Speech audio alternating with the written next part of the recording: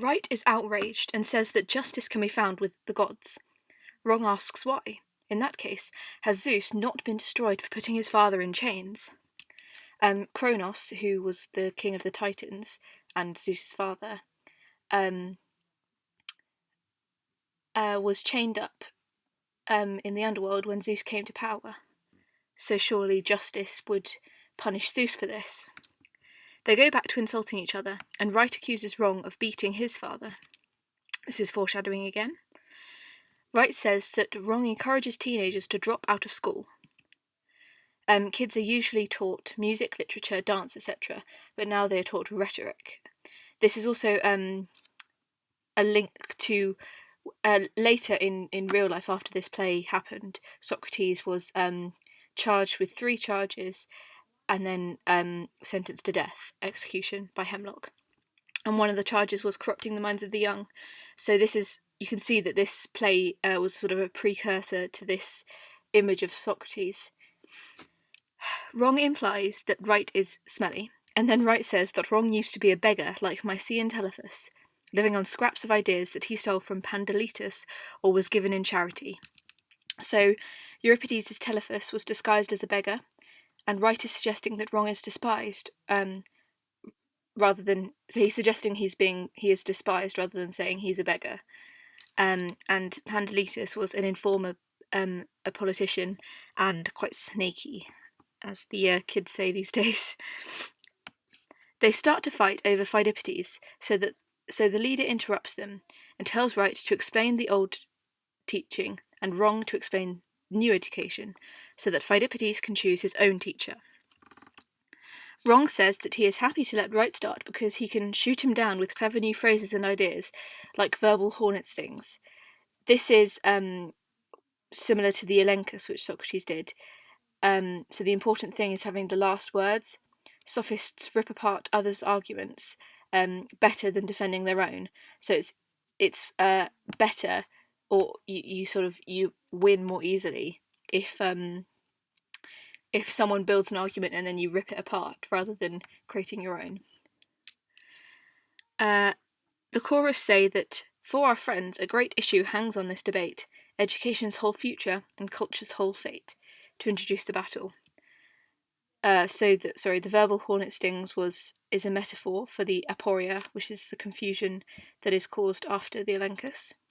And then the chorus saying for our friends could be for everybody, as in this could be their friends of just everyone in the audience, everyone, or it could be just the sophists. It's a bit ambiguous there. The leader asks Right to give his argument. Right talks about how boys were brought up in his time. They were seen and not heard. They walked together to the music teacher, and quietly, without cloaks, they would learn old songs by heart. If anyone changed the mode or rhythm, like Phrynis did, and now they all do, they'd be beaten for insulting the muses. He was a famous lyre player who won a contest in 446 BC. In the gymnasium, they were expected to keep their legs well up so as not to torment us with desire, and they should wipe down the sand when they stood up so as not to leave any marks for their admirers to see. So Right is hyperbolically characterised as an old pervert, which, even though he's making a strong argument up until this point, this sort of throws into question everything he said and ruins his argument. They never oiled themselves down underneath the waist, and their privates looked like peaches. So yeah, he ruins his argument by being pervy. Boys wouldn't be their own pimp and publicly make eyes at lovers.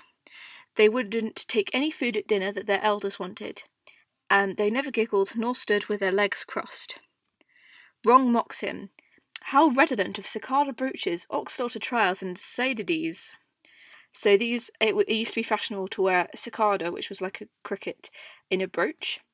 Ox-slaughter trials were at the ritual of Biphonia in the summer festival of Dipolea. I'm so sorry if I'm pronouncing these wrong. I don't know. Oxen were killed, the knife would be put on trial and then thrown into the sea. And Seidides was an old lyric poet. Right says that this was how he rid the men who fought at Marathon. So he's excessively old, like the magistrate in Lysistrata, because he actually, if he had brought up the men who fought at Marathon, he would have not been alive.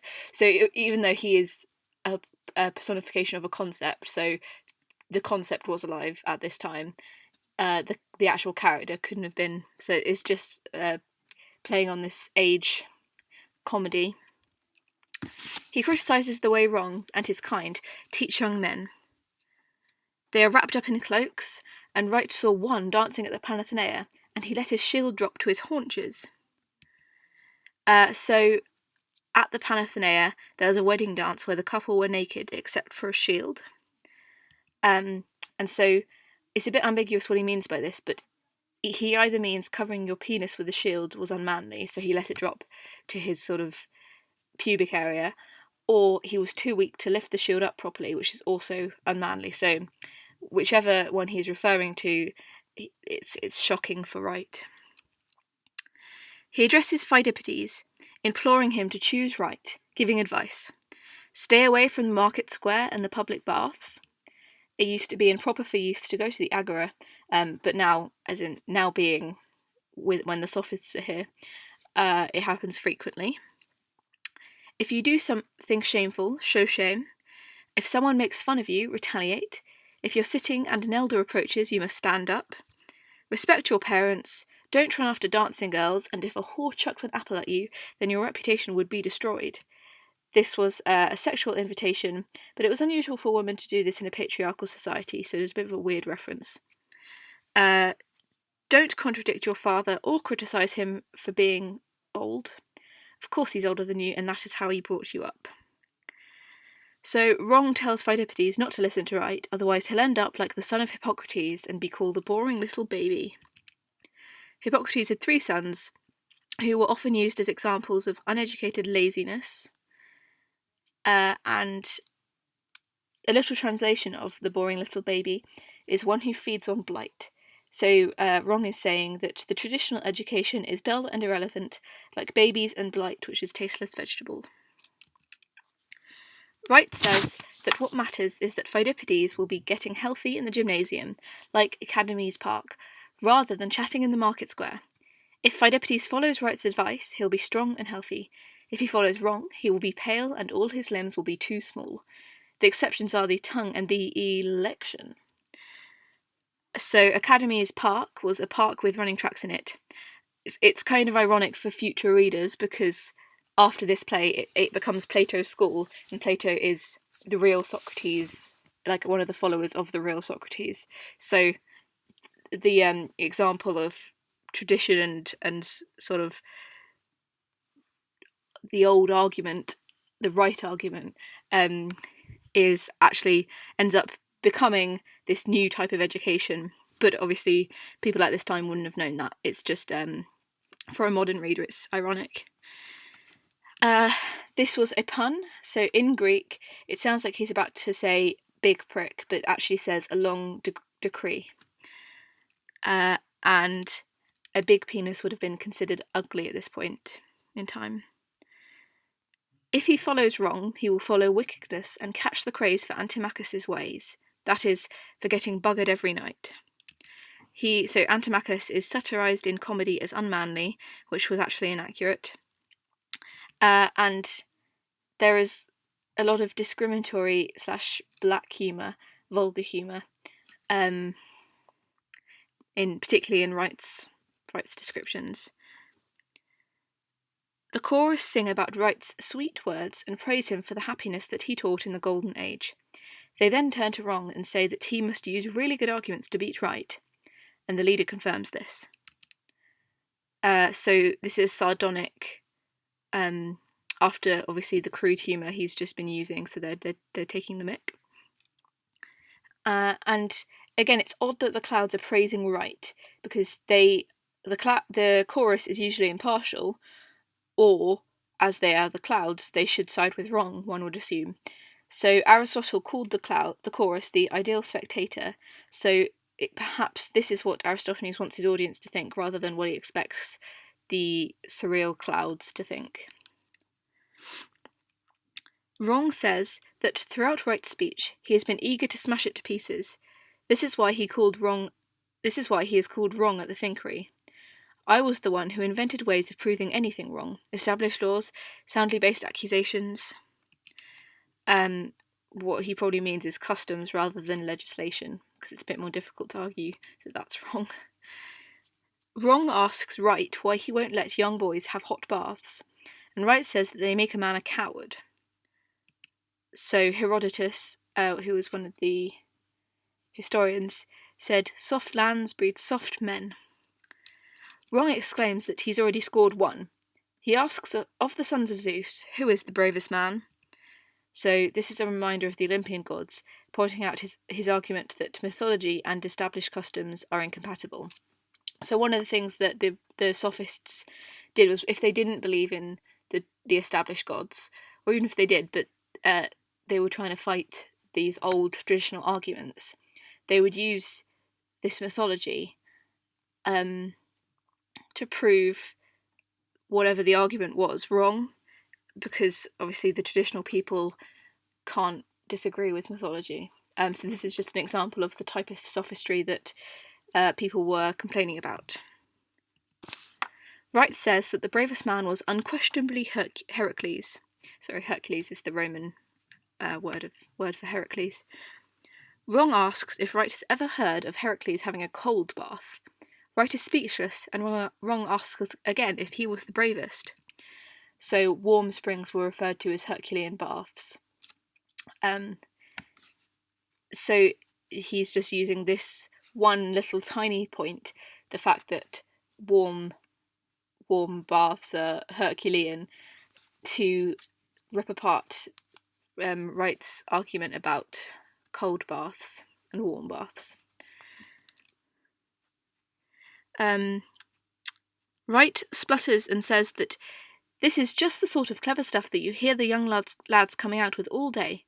He says that these men go to the baths and leave wrestling schools empty. Wrong then summarises that Wright objects to youths in the market square. He says, if it was such a bad thing, Homer would not have used the term marketeers to describe all his sages, such as Nestor.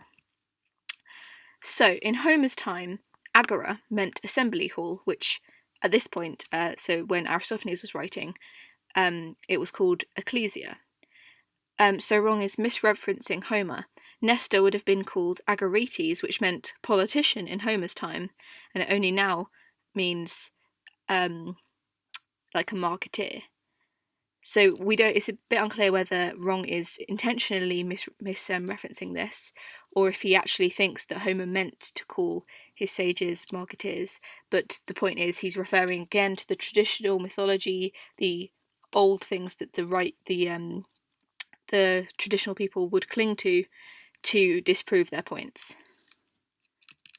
Not all of Homer's sages were called Agorates, so again, he's making a bit of a sweeping statement. Wrong now picks up on Wright's criticism of exercising the tongue and focus on modesty and decency, another pernicious evil. He asks Wright to give an example of anyone who has done any good by being modest and decent. So Wright's arguments are very self-serving. They don't improve society, just the individual. That's why Wrong is opposed to them. So Wright says that this was how Peleus was given a knife, as this being modest and decent. Peleus stayed with Acastus, but refused Acastus's wife's advances, which is the right thing to do as a guest. So then, in anger, she claimed that he had raped her, and in retaliation, Acastus put Peleus on a mountain. The gods saw his virtue, however, and gave him a knife for defence. Wrong takes the piss out of the worth of a knife, saying that Hyperbolus from the lamp market made a mint by being wicked, but he never got a knife. So Hyperbolus is a politician that made his money as a merchant. So this is Aristophanes' snobbery coming out here. Wright says that Peleus got Thetis as a wife due to his virtue. Zeus and Poseidon both wanted to marry Thetis, but an oracle said that she would bear a son greater than his father, who is Achilles. So they gave her to Peleus as a gift instead, because he was modest and decent again. Wrong says that Peleus' virtue was why Thetis deserted him too. If he'd been a little badder, he'd have been more sexually satisfying. Wrong addresses Pheidippides, telling him all the things that virtue can't do for you. Boys, women, gambling, fancy food, alcohol, laughs. He asks if his life will be worth living without these, and Pheidippides indicates no. Wrong talks about the demands of nature. So this is the sophistic conflict between nomos, which is convention, and physis, which is nature. Wrong is siding with natural laws. However, he is using mythology, which contradicts divine natural law. So he sets up a scenario in which Pheidippides had fallen in love with and had an affair with a married woman. With the arguing skills he has now, he will be dead. But if he learns the wrong argument, he will be able to get away with it. An example of a justification of this is that Zeus is always a slave to erotic desire, and a mortal cannot be stronger than a god.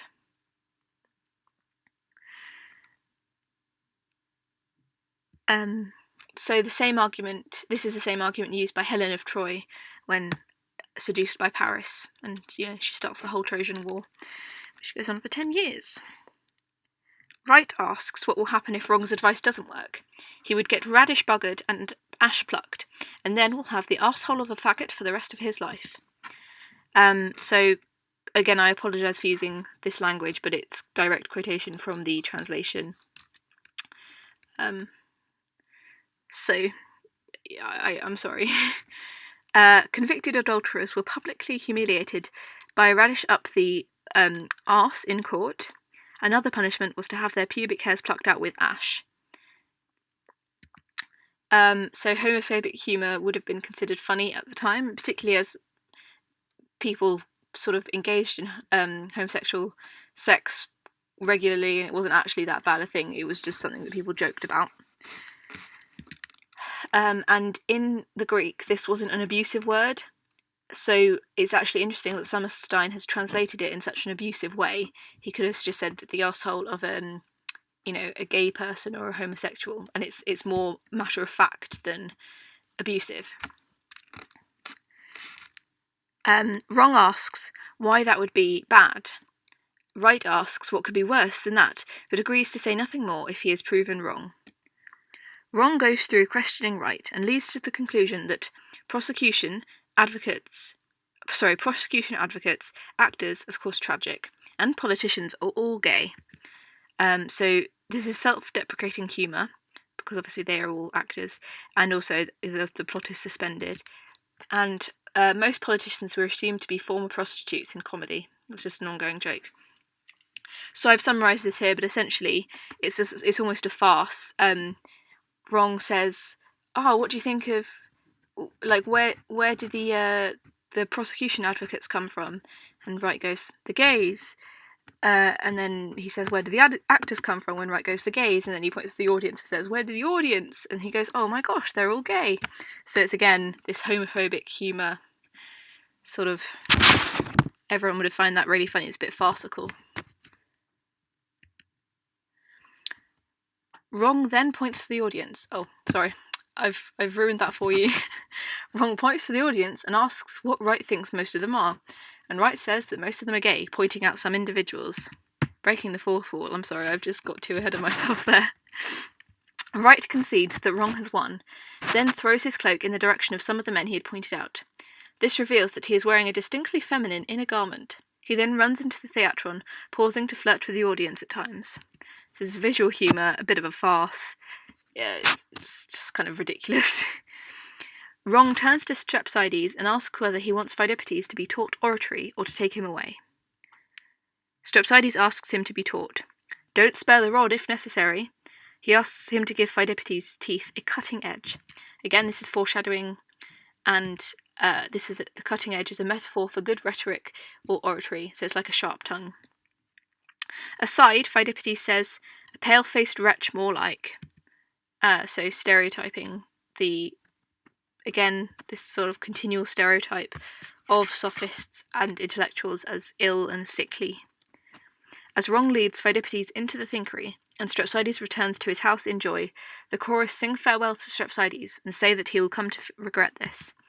This is a decisive moment in the play, and it is again foreshadowing. The leader addresses the city Dionysia judges, saying that the clouds will bring blessings to those who justly reward the play. This is kind of like a second parabasis, but it's less, just less of a parabasis. They'll make sure there is rain for their land or farms, even in drought. They'll protect their vineyards from too much rain and too little. The clouds will punish any mortal who treats them poorly. His olives and grapes, etc. will fail. They will smite him with hail. If he's making bricks, they will rain and hail to smash the tiling on his roof. If he or a friend is getting married, they will rain to ruin the party. The leader says that the judges would be better off in Egypt than not giving them first prize. Egyptians were seen as cheats and liars and uncivilized, so this is a bit of a dig at Egypt and also at a way to convince the judges to vote them first.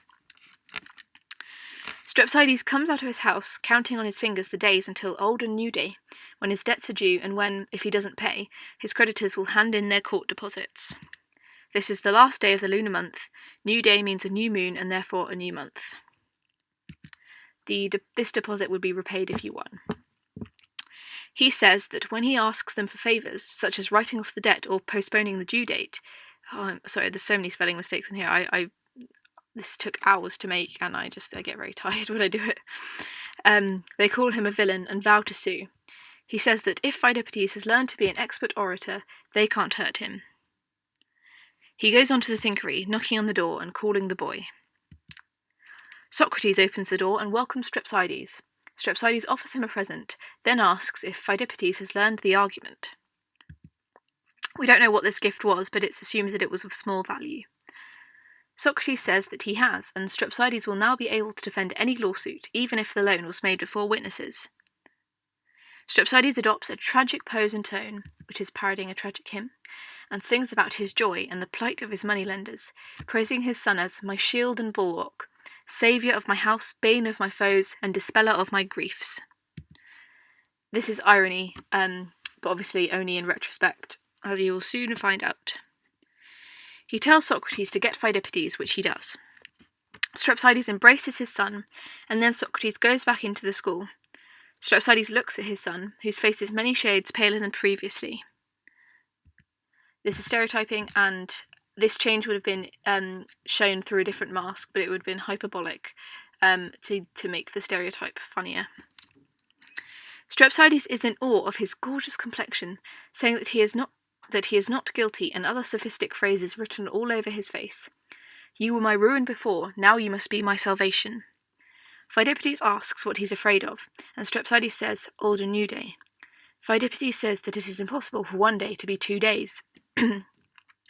Strepsiades queries him, and Pheidippides says that it's just as possible for a woman to be both old and young at the same time. Strepsiades says that the law calls it Old and New Day, but Pheidippides claims that the law has been misunderstood. This is a typical example of sophistry, citing historical and legal examples. Solon was a good democrat. Solon gave most of Athens' laws. Even laws that came after him were attributed to him. And so, even though his poetry suggests that he wasn't a democrat, people always claimed that he was because Athens is equal to democracy at this point. So, citing Solon and saying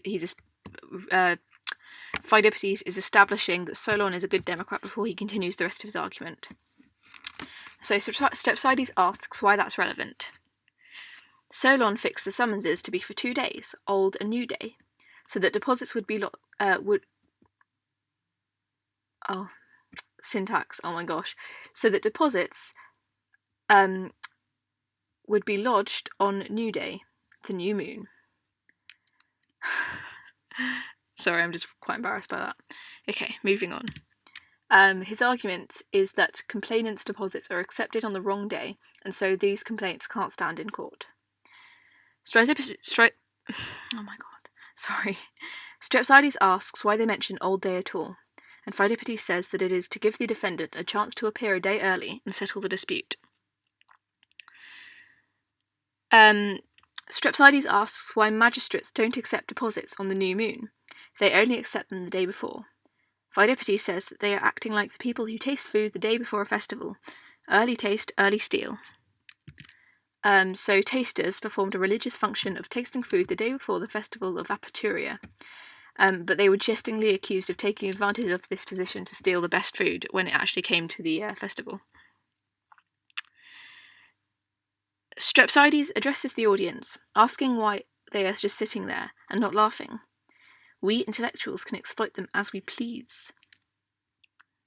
This is again character humour and irony, because Strepsiades is not an intellectual.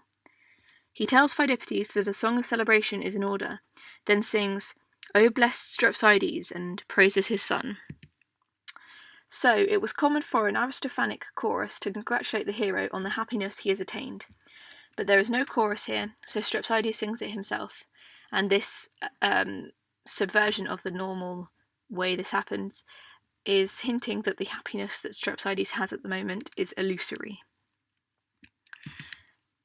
He sings in a formulaic way, sort of parodying a tragedy, and in Greek he calls this his encomium.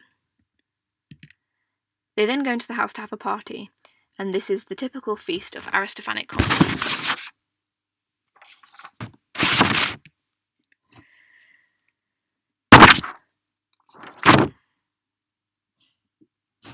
Sorry. The first creditor enters, a very fat man accompanied by a witness, and asks why he ever lent Strepsiades money. It is better to face the embarrassment of refusing him than to have all of this trouble later. He doesn't like doing this, but I won't put Athens to shame. So this character satirises moneylenders because he seems more of a friend or an amateur than a professional. And the I won't put Athens to shame is satirising Athens' litigiousness once again. He summons Strepsiades to attend on Old and New Day. Strepsiades tells the audience to witness that he was summoned for 2 different days at once. He asks the creditor what this is about.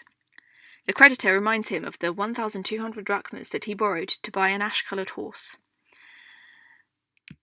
There is continuity here because this is the first of the 2 debts, or the multiple debts, seen in Strepsiades' notebook right at the beginning. Strepsiades is incredulous because he hates everything to do with horses. Horse? Can you believe it? So Strepsiades is trying to use his own sophisms, but they are unconvincing, and they don't win any arguments. Again, character humour because he's just that stupid. The first creditor says that Strepsiades swore by all the gods that he'd pay it back.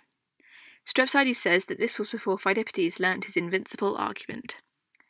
This means unknockdownable in Greek, and is perhaps an allusion to a book by the sophist Protagoras called Knockdown Arguments. The first creditor asks if Strepsiades will swear by the gods that he doesn't owe money in a place of the creditor's choosing. It was thought that a man was less likely to risk perjury in a religious or epic place, which is why the creditor wants to choose where Strepsiades will swear. Strepsiades asks by which gods, and the creditor names Zeus, Hermes, and Poseidon. This is the supreme god, god of commerce, and god of horses, so it's quite fitting that these are the 3 that he wants to Strepsiades to swear by. Strepsiades says that he would love to swear this, and would even pay 3 obols for the privilege, which angers the creditor. Strepsiades pats him on the stomach and says that he would make a good wineskin once his hide was cured, holding about 4 gallons. So there's a fat jokes and also perhaps character humour on the creditor, but he's not a main character, so it's not as strong as the character humour on Strepsiades and Socrates. The creditor swears by the gods that he won't get away with this. Strepsiades laughs at his chosen gods. The creditor says that he won't leave until Strepsiades says whether or not he will repay the debt. Strepsiades tells him to wait, and then goes into his house. He comes back out with a kneading trough, and asks what the creditor thinks it is. The creditor says that it is a kneading trough, and Strepsiades says that he cannot pay such an ignorant person who does not know that it is a trophina, then tells him to go away. So this is mimicking his lesson, but in a situation where it is completely irrelevant. So once again, Strepsiades' sophistry is just stupid. The creditor leaves with the witness, but promises to pay a court deposit. Strepsiades says that he would be throwing more money away. The second creditor enters. He is much younger. He's a much younger man, but is bruised and limping. He sings, "Ah me, ah me." Strepsiades asks who is singing laments, suggesting it may be one of Carcinus's gods. This is a tragic poet who people always said had loads of scenes involving gods, so it's a bit of a dig at him. The second creditor replies tragically, "Why wishest thou to know who I may be? I am a man of sorrows." So he's parodying tragedy. And quoting Greek tragedy, Xenocles is Lysimachus. Strepsiades tells him to keep them to himself, and the creditor responds saying that a divinity has smashed my chariot. Again, this is now quoting Xenocles' Tlepolemus.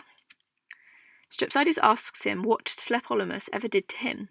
The creditor tells him to stop taking the piss and to tell his son to repay the debt. Strepsiades asks what money he means, and the creditor says the money he borrowed. Strepsiades agrees that the creditor does look in a bad way, and the creditor says that he fell off his chariot. Strepsiades says that his nonsense words suggest he fell off the proverbial donkey. So this is a pun saying that he's out of his mind. The creditor says that he only wants his money back. Meanwhile, Strepsiades takes on the tones of a doctor breaking bad news and says that the creditor will never fully recover because he's suffering from concussion. Again, this is auditory humour. The creditor says that Strepsiades will be getting a court summons if he doesn't pay. Strepsiades asks if he thinks Zeus rains new water every time, or whether the sun sucks the water up from the ground to be reused. So this is something that only very few intellectuals believed at the time, even though it's more accurate than the sort of main, more common belief. And it's falsely stereotyping Socrates and his pupils as meteorologists again. The creditor says that he doesn't know or care, and Strepsiades asks how he can claim the right to getting his money back if he has no knowledge of meteorology. The creditor says that if he's short of money, he can just repay the interest for now. Strepsiades asks what the interest is, and the creditor explains how interest works. Strepsiades asks if he thinks that the sea has more water in it now than it used to, and the creditor says that it is always the same size. Strepsiades asks, "So the rivers run into the sea, and yet the sea doesn't get bigger, so how can you claim that as time runs on, your money should get bigger?" He then tells the creditor to go away, asking a slave to fetch him a goad, which he then proceeds to hit the creditor with. So this is slapstick visual humour.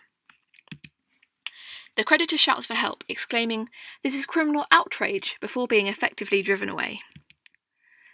This is the Greek word hybris, which means showing disrespect for the rights of another, and leads to, by doing this, you lead to absolute destruction, which is also called nemesis. Strepsiades returns into his house. The chorus say that Strepsiades is in love with evil and will soon be broken-hearted. They say that this sophist will regret this day, which is irony. Screaming is heard from the house. Then Strepsiades rushes out, clutching his face, and an unconcerned Pheidippides follows. Strepsiades calls for help from his neighbours, saying that he is being beaten. He asks Pheidippides if he dares hit his father, as this would put him in Tartarus. Pheidippides says that he does dare. Strepsiades calls to the chorus and audience to witness this, which is breaking the fourth wall. They then interchange insults, Strepsiades calling Pheidippides a loathsome young hooligan. And in Greek this would be foul father-beating burglar, which is a bit more literal. Pheidippides says that he can prove that his actions were justified. Strepsiades is mortified at this. Pheidippides asks which of the two arguments Strepsiades wants, and Strepsiades bitterly admits that he has taught his son to argue against justice, but he's interested how Pheidippides intends to justify this act. The chorus advises Strepsiades to think about how he can win, because the boy is in a shameless frame of mind. So this suggests that this is a second agon contest between Strepsiades and Pheidippides, who now, funnily enough, Strepsiades is representing the right argument, and Pheidippides is representing wrong. The leader asks why they were arguing in the first place. Strepsiades says that they were having a feast, and he asked Pheidippides to sing The Shearing of Mr. Ram by Simonides with his lyre, but Pheidippides refused because it was an antiquated pastime. Singing poetic songs was tradition after dinner, Simonides was very traditional, and this song is a victory ode to a wrestler called Krios. Pheidippides wonders why he didn't punch Strepsiades right there. Who did you think you were entertaining? A tree full of cicadas? Again, crickets. Strepsiades says that, angrily, he had asked Pheidippides to at least take a myrtle branch in his right hand and recite some Aeschylus. But Pheidippides just criticised Aeschylus for his long words. It was customary to hold a myrtle branch when singing at a symposium, and Aeschylus had died 30 years before and was associated with old and traditional virtues. In Aristophanes' Frogs, Aeschylus is again ridiculed for the long words. Strepsiades says that he held in his anger, and let Pheidippides recite. Let Pheidippides recite something from a modern playwright. And then Pheidippides recited a Euripides speech about incest between a brother and his full sister. Euripides was associated with youth and modernity, and this refers to Euripides' Aeolus, where Aeolus's children were married to one another. After this, Strepsiades blew up at Pheidippides and called him names, etc. Then Pheidippides began beating his father up. Pheidippides says, "And you deserved it." Then they begin insulting each other again. Strepsiades says that Pheidippides is being ungrateful because he was the one who brought him up from a baby, feeding him, etc. And the moment you said caca, I'd grab you, take you outside, and hold you over the pit. He says that now Pheidippides just beat him up until he did a caca on the spot. So this is the toilet. One of Aristophanes' plays suggested that it was okay to poo anywhere at night, and anywhere at any time if you were a child. And then this is scatological humour. The chorus say that youths would be happy to hear Pheidippides' case, because it could set a precedent for legally hitting your father. The leader tells Pheidippides to present his argument. Pheidippides says that his mind has grown from only thinking of horses, etc. Strepsiades wishes he'd go back to his horses, which is ironic. Pheidippides asks if Strepsiades beat him as a child, and Strepsiades says that he did out of love, and this leads Pheidippides to resolve, so beating equals caring. In this case, why is it not right for Pheidippides to beat Strepsiades out of love? They were both born free. The son gets thumped. Do you think the father shouldn't? This is an adaptation of a line from Euripides' Alcestis. Pheidippides admits that it is custom for only children to be beaten, but old age is like a second childhood, and a higher standard of behaviour should be expected from the old than the young, so they should be more severely punished, if anything.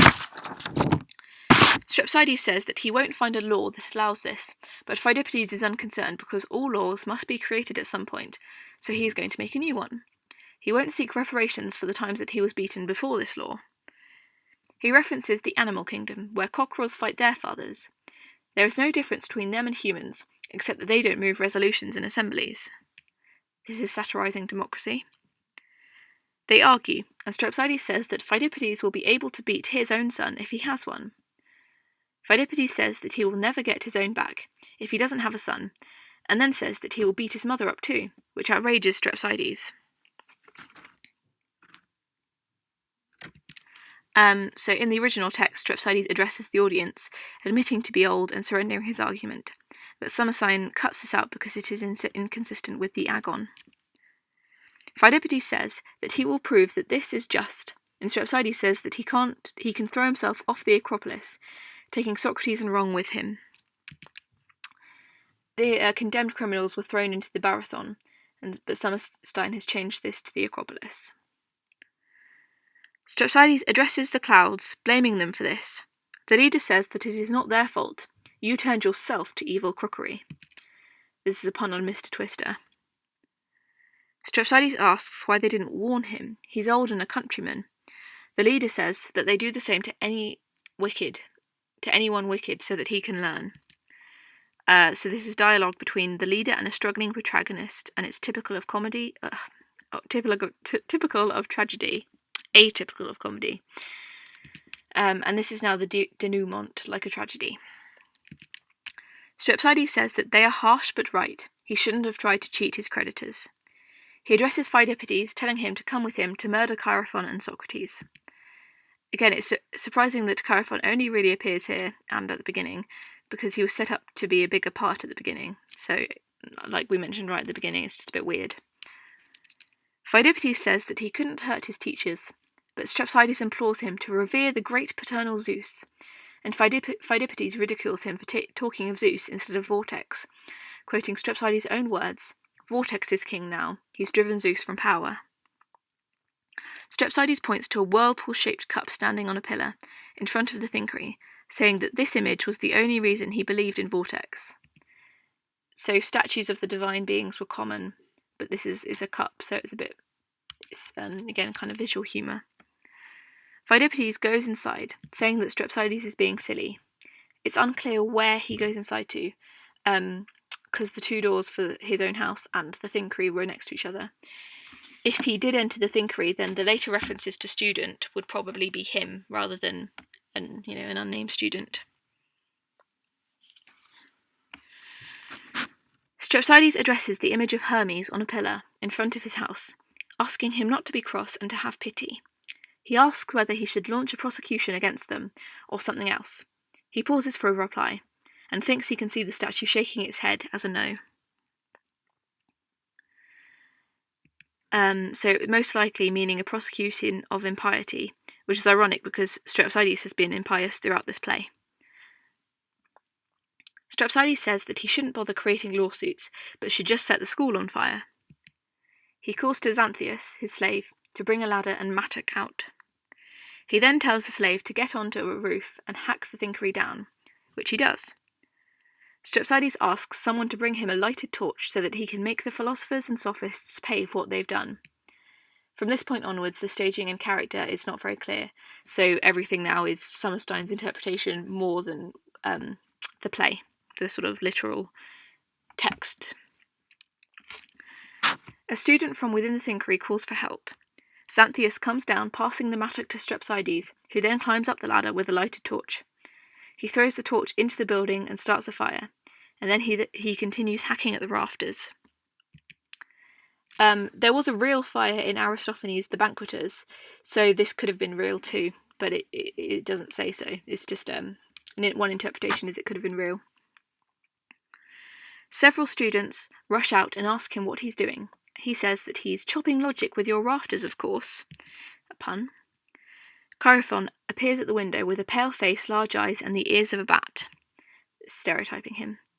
He exclaims that Strepsiades will kill them, and Strepsiades says that that's what he wants to do, unless he falls off the ladder and breaks his neck first. Socrates comes out and asks what Strepsiades is doing on the roof, which is parodying the entrance of Socrates with the Deus Ex Machina, where he hangs from a meat hook.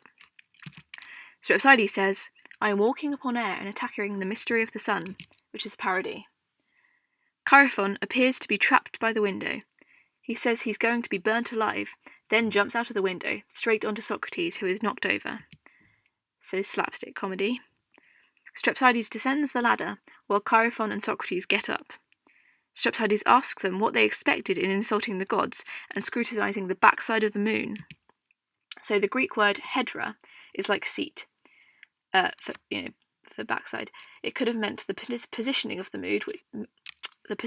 moon, which is what Socrates meant. But Strepsiades takes it also as a backside, a seat. So it's a bit of a pun. Also vulgar humour because the moon was a woman, so Selene. So the backside of the woman is vulgar humour. Strepsiades orders his slaves to chase Socrates, Chaerephon, and the students as they run away. Remember, they wronged the gods, which is ironic, as we know that Strepsiades has been doing that the whole time.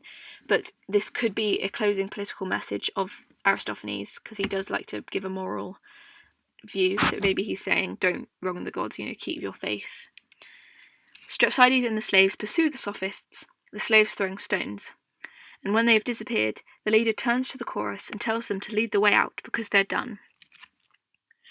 Okay, so that's the end. I think it's been quite a long video, so if you've watched it all, I hope it's been helpful. Yeah,